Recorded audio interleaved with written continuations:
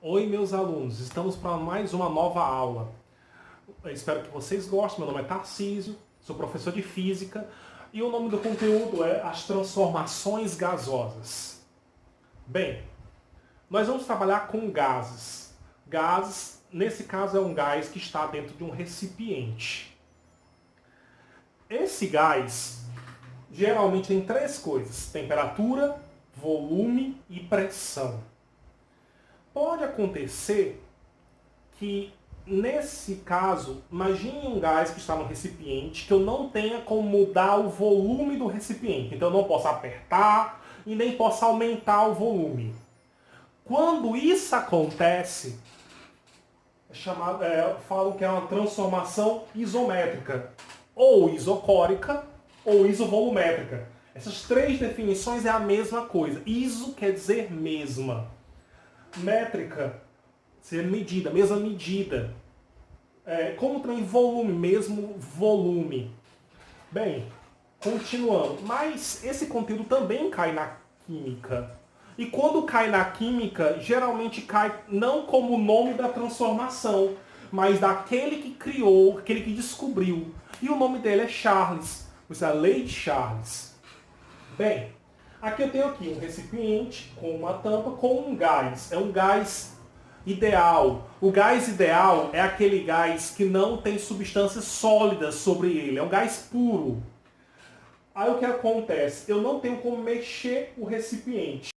Mas se eu mexer a pressão, muda a temperatura. Se eu mexer a temperatura, muda a pressão. Quando tiver isso, acontecer uma situação dessas, em que eu não posso mexer o volume do recipiente, como eu disse, é uma transformação isométrica, ou isocórica, ou isovolumétrica.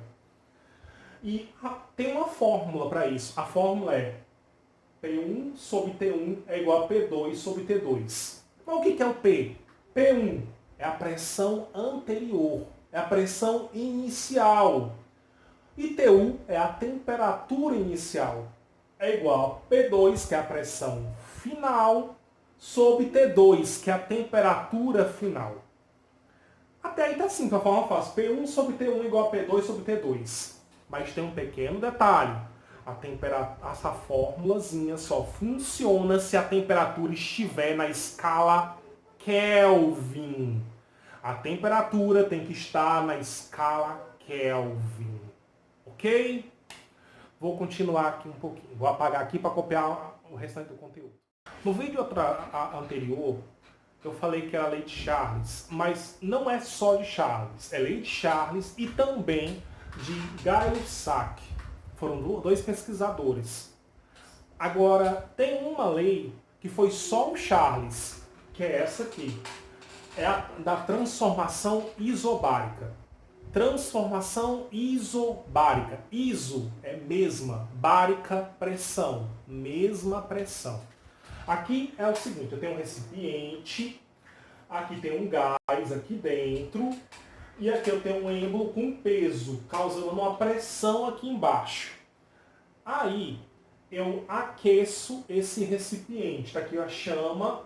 Aí quando eu aqueço, vai fazer com que aumente o volume aqui dentro. A temperatura vai expandir as moléculas, empurrando para cima. Então houve um aumento do volume e o aumento da temperatura, mas a pressão continuava a mesma.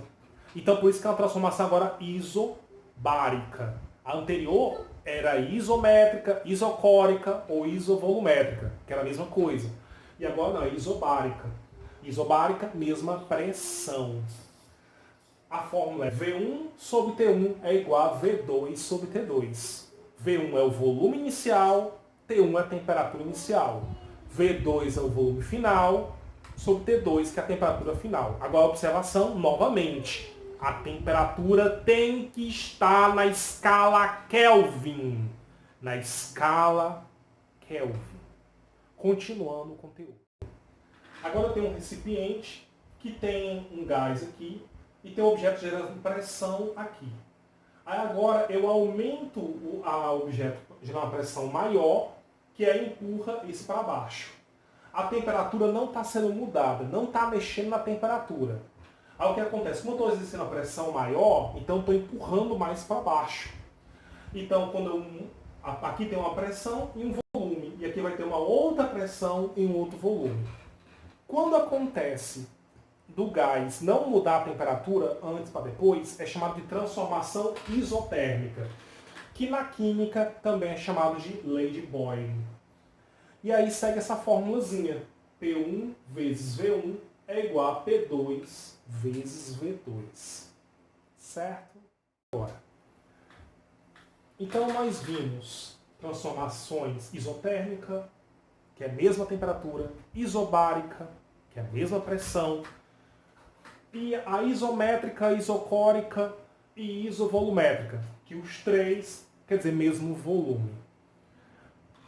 Viram que eram três fórmulas, mas se você analisar bem, as três fórmulas dá para se juntar numa só. E essa fórmula, que é a junção de todas, é a lei geral dos gases perfeitos, ou lei geral dos gases, em que P1 vezes V1 sobre T1 é igual a P2 vezes V2 sobre T2. Analise o seguinte, nessa fórmula. Se eu tiver uma transformação isotérmica, quer dizer que é uma transformação que você não vai mudar a temperatura. Então a temperatura 1 é igual a 2. Se você cancelar o 1 e o 2, vai ficar P1 vezes V1 é igual a P2 vezes V2. Já se for uma transformação isobárica, que é a mesma pressão, quer dizer então que a P1 vai ser igual a P2. Se P1 é igual a P2, então V1 sobre T1 é igual a V2 sobre T2, que é a fórmula que eu tinha passado agora há pouco. E se for na questão falar que é isométrica, ou isocórica, ou isovolumétrica, quer dizer então que é o mesmo volume. Então V1 vai ser igual ao V2. Então P1 sobre T1 é igual a P2 sobre T2. Certo? Então você lembra da lei geral dos gases e tem que lembrar desses nomes aqui. Quando cai alguma questão relacionada aos nomes das, tipo lei de Gay-Lussac, que é a mesma lei de Charles, pode ser só lei de Charles, que já é a outra, ou pode ser a lei de Boyle, é porque na química eles não gostam de usar os nomes das transformações, gostam de falar o nome das pessoas que criaram, ok? Eu vou copiar um exemplo aqui para vocês. Exemplo número 1. Calcule a variação do volume sofrida por um gás ideal que ocupa inicialmente um volume de 10 litros a 127 graus Celsius, quando sua temperatura se eleva isobaricamente para 327 graus Celsius. Aí você lê a questão, aí você vê transformação eleva isobaricamente. Isobaricamente vem de isobárica. Isobárica, mesma pressão. Então é a fórmula que não tem pressão. Olha a questão. Isobaricamente. Isobárica. Se é isobárica, não tem pressão. A fórmula que não tem pressão é essa aqui. V1 sobre T1 é igual a V2 sobre T2. Bem, vamos ver. Volume 1. Calcule a variação do volume sofrida por um gás ideal que ocupa inicialmente o volume de 10 litros. Então, volume inicial, 10 litros. Temperatura inicial, 127 graus Celsius. Vocês lembram que eu falei para vocês que as fórmulas só funcionam na escala Kelvin? E como é que eu faço, professor?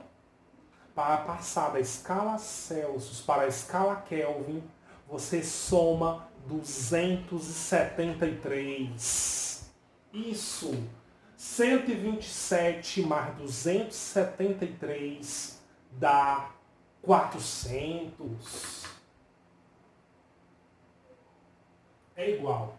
V2 é o volume final, que na questão ele não dá. E a temperatura vai para 327. Também está na escala Celsius, tem que passar para Kelvin, somando 273. 327 mais 273 dá 600. Bem, vamos aqui resolver. Vou cortar esse zero com esse aqui e vou multiplicar os meios pelos extremos.